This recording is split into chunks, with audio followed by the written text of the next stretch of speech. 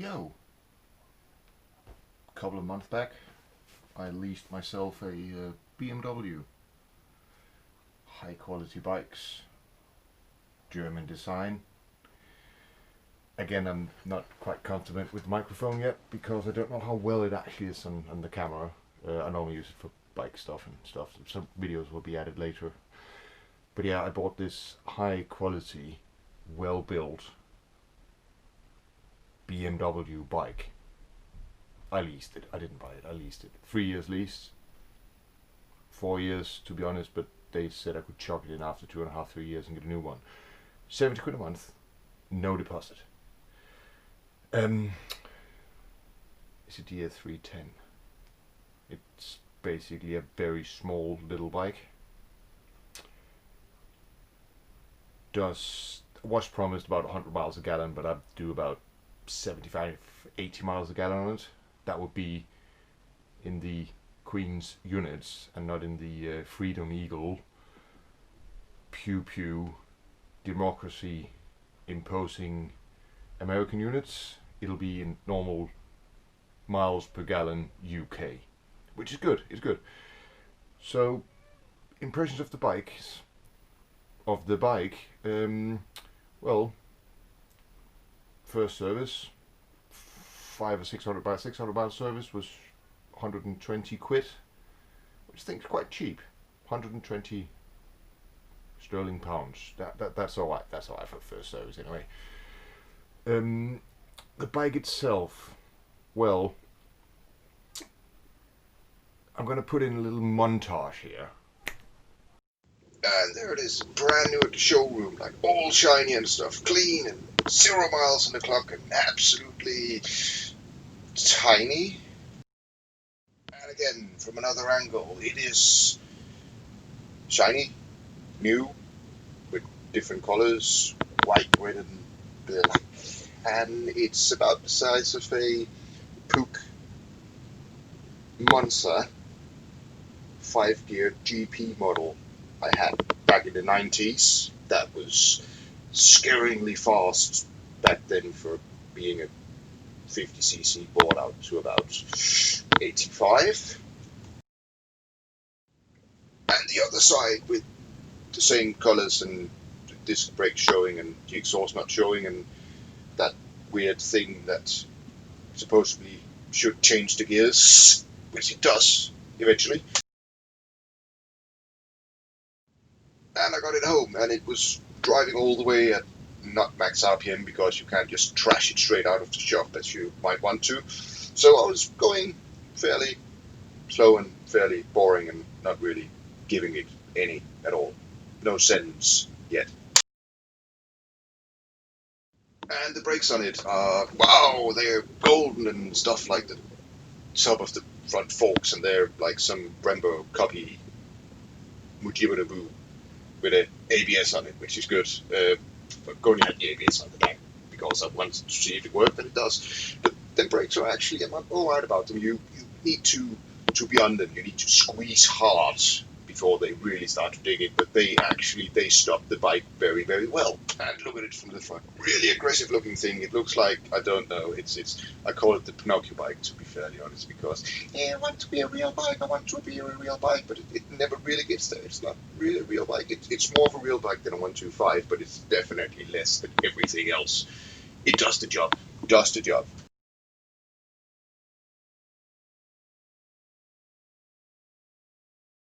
And there we have the dash with the gear indicator on it, which is, I don't know why you did that. So I could understand it if you were an A2 rider with very little experience. But normally I would say you always have a sense of what gear you're in. But it has the time on it, it has how much fuel you got your odometer, your range, and then you have to absolutely smash through all the menus to find out how much temperature actually got in the engine, which is, I don't know. You could have, like, on the opposite side of petrol, just put in, whoa, engine temperature. But that apparently isn't like a German thing because they just run with whatever temperature they're at and you're not interested in knowing it. and the twisted head with the exhaust coming out of the back, going straight down and stuff. And it's basically, I don't know, it's probably because it's cheaper to do it that way, because you have a shorter exhaust run and stuff. It's cheaper. I don't think you saved any weight on it at all, because the end can on this thing looks like something that weighs about the same as, I don't know, 4 or 5 dead badgers. And the last picture in the montage is the tires. I must say, for standard bike tires from a new cheap bike, they grip quite well. This is just not even sending it or anything, just poodling about, and I've never felt at any point that it was getting jittery or anything. So them tires, I'm well happy with them tires, because it came with them, and I don't know if you can actually get the K1s or any other really good road spec tires for it, to be honest, because they're very, very narrow.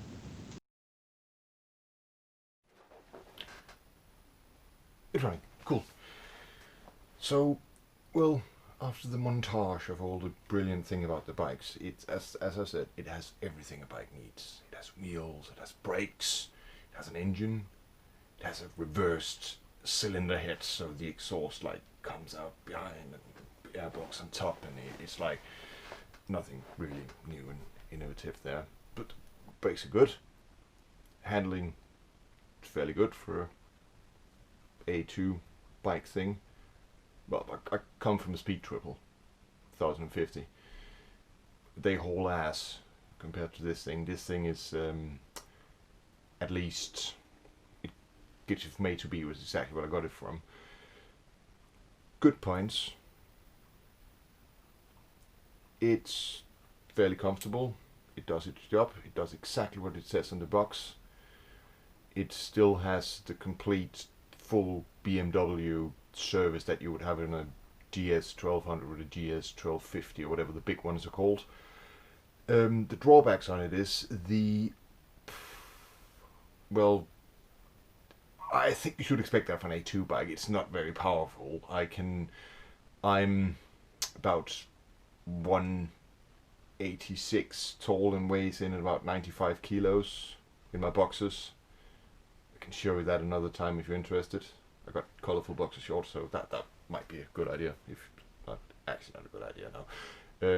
Yeah, weighing at 95 kilos. So with all my gear on and stuff, and my rucksack with my laptop and whatever I need to bring to work, I am pushing well above 100 kilos, and that little thing could probably still take me up to nearly a ton, nearly 100 miles an hour in time.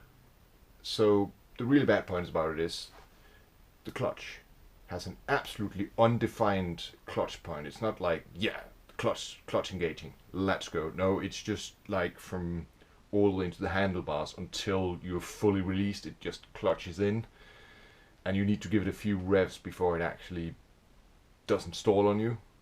It's the engine is, put it that way, keep it above 4,000 RPMs at all times. The gearbox is quite tight. You will be fiddling about with getting it in between neutral, second, putting it out in first, trying to hit neutral, getting second, getting first, getting second, getting just a line on the display, pushing it in your first, and then you're finally neutral.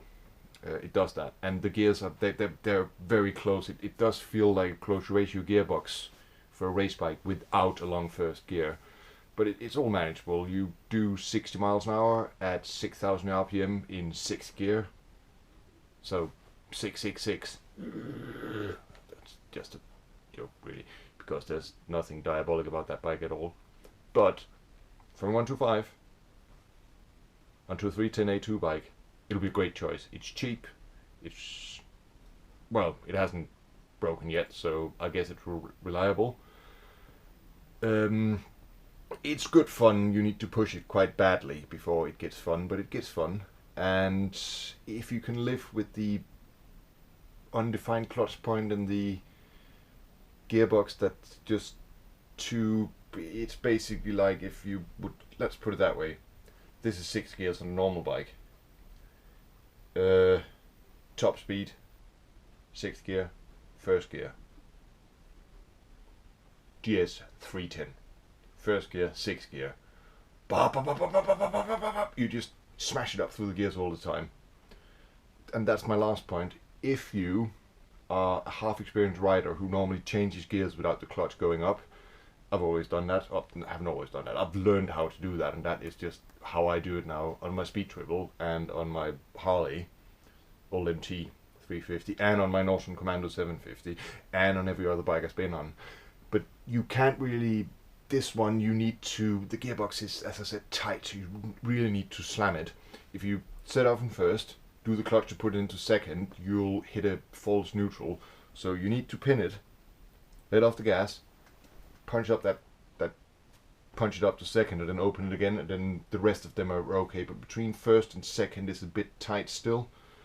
So probably just a matter of driving it small. But yeah, overall, 70 quid a month. Dirt cheap in insurance. Very, very good in fuel. No road tax, no MOTs or anything. You have this bike for 70 quid a month for 4 years, or 2.5, 3 years. You chuck it in, you get a brand new one. So you'll always have a brand new commuter bike. And that's what I bought it for. I got my other bikes for having fun on. This is just a tool for me to go from A to B. Because that's what I want. It does exactly what it says on the box. And yeah, it just ticks the boxes for a reasonable, cheap commuter bike. So yeah, I am, well, I was about to say well happy about it. I'll just say I am beige in that matter. I have no strong opinions towards or against it. It's a commuter tool. So that's my honest review on that little bad boy thing. Have a good one. Catch you later. Ta-ta!